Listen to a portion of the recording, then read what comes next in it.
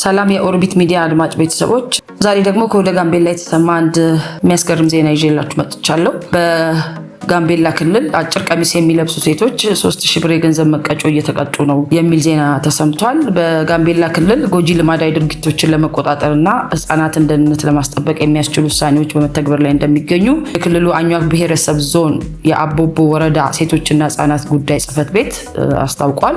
ውሳኔዎቹ ሊተላለፉ የቻሉት ልጆች ከወላጆቻቸው አቅም በላይ በመሆናቸውና ትዕዛዝ ባለመስማታቸው ነው ሲሉ የጽህፈት ቤቱ ኃላፊ አስታውቀዋል። ወላጆች መንግስት ይደግፈን ባሉት መሰረት ፕሮፖዛል ተቀርጾ ኮሚቴ ተዋቅሮ ከፖሊስ ከፍትህና ከጸጥታ አካላት ጋር በመቀናጀት ጥቃቶችን ለመከላከል በሚያስችሉ ውሳኔዎች ላይ እየተሰራ ይገኛልን ብለዋል። የአቦቦ ወረዳ ሴቶችና ህጻናት ማህበራዊ ጉዳይ ጽህፈት ቤት ኃላፊ የሆኑት ወይዘሮ አዊሊ ጁሉ እንደተናገሩት ከሆነ ሴቶች የሚለብሷቸው በተለይ አጭር ቀሚስ የሆኑ ልብሶች ቀሚስ ሊሆን ይችላል፣ ጉርድም ሊሆን ይችላል፣ ለጥቃት ተጋላጭ እያደረጓቸው የሴቶችን ጥቃት በተለይ ወሲባዊ ጥቃትን እየጨመረ ነው ይላሉ። ወላጆች ልጆቻቸው እንዲከታተሉና ልጆችም ከዚህ አይነት ድርጊት እንዲቆጠቡ የሚያስችሉ ጥብቅ መመሪያዎች መተላለፋቸውንም ተናግረዋል።